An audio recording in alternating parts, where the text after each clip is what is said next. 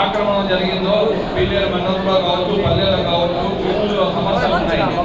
ఒకరు ఈ భూమి అయితే వేరే వాళ్ళ పేరుతో అన్నీ కావటము ఇవన్నీ ఉన్నాయి.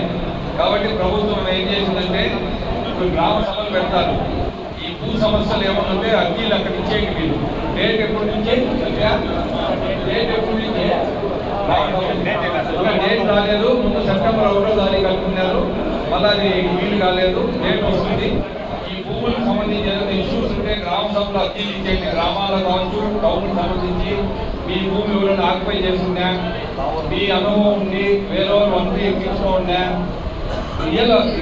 నిజంగా మీకు హక్కు ఉంటే గ్రామ సభలో ఇచ్చేయండి. ఇంకా ఊరాల భూమి కోసం మనం పోయేది వద్దు. దయచేసి ఊరాల ఆస్తి కోసం మనం పోయేది వద్దు. మన కార్యకర్తలు, నాయకులు ఎవరైతే ఇల్లు కావాలో వాళ్ళందరూ కూడా ఐడెంటిఫై చేస్తున్నాము.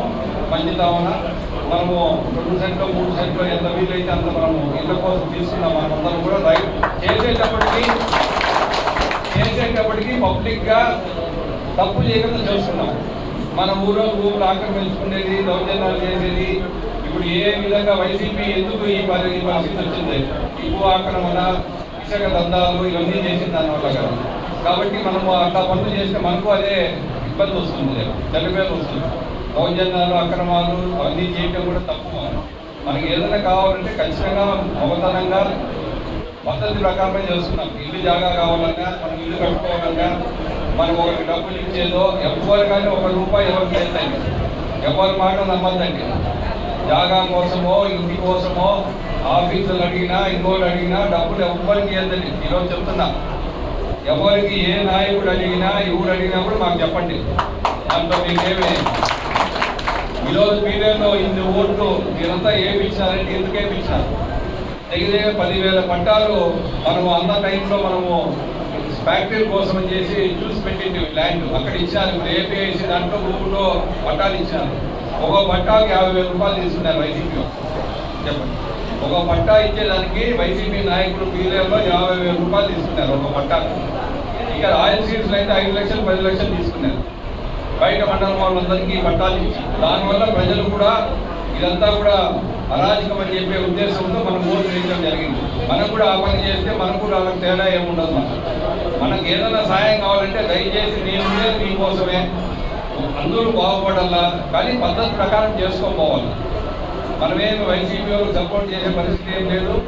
మనము మీకేం చేస్తాం, ఏం కావాలన్నప్పుడు మీకేం చేస్తాం, కానీ ఒక పద్ధతి ప్రకారము సిస్టమేటిక్గా చెడ్డ పేరు లేకుండా మనం చేసుకోపోవాలి. దానిలాగా ఎక్కడ భూమి ఉంటే అక్కడ ఆక్రమించుకోవటము, దౌర్జన్యంగా కట్టడము, వీళ్ళకి పట్టా ఇప్పించి ₹50,000 మనం తీసుకోవటము, అట్లా పనులు చేయకూడదు. మనము చేస్తే మీకు విలువ ఉండదు, మాకు విలువ ఉండదు. ఒకటి గుర్తు పెట్టుకోండి, సంవత్సరంలో మళ్ళీ లోకల్ వాడి ఎలక్షన్స్ వస్తాయి.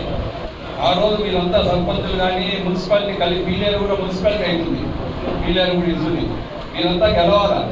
అప్పుడే మాకు కానీ తెలుగుదేశం పార్టీకి కానీ గౌరవం ఉంటుంది. రేపు గ్రామాల్లో మీరు ఓడిపోతే అందరికీ బాగుండదు. దానిలాగా ఉన్న పేపర్లు చింపేసేది, పోటీ లేకుండా చేసుకునేది, అట్లా పనులు చేయం. మనం చేయాల్సిన అవసరం కూడా లేదు. ప్రజలు ఓటు వేస్తే విలువ ఉంటుంది తప్ప, ఇప్పుడు పీలేరు సర్పంచ్ ఉన్నాడు, ఏ విధి లేకుండా ఎవరో సర్పంచ్ అడుగుకోండి తెలియదు వాళ్ళకి. ఊళ్ళకి ఓటు వేసిందే కదా, అవి నీళ్ళని చెప్పుకోవచ్చు అంతే. నీ సర్పంచ్ చెప్పుకోవచ్చు అంతే. ప్రజలు ఎవరు ఒప్పుకోవటం ఉండాలి. వార్డు మెంబర్ ఎవరంటే ఎవరు తెలియదు. ఓటు వేసిందా మైక్ పెట్టుకోవాలి, సర్పంచ్ చెప్పుకోవాలి.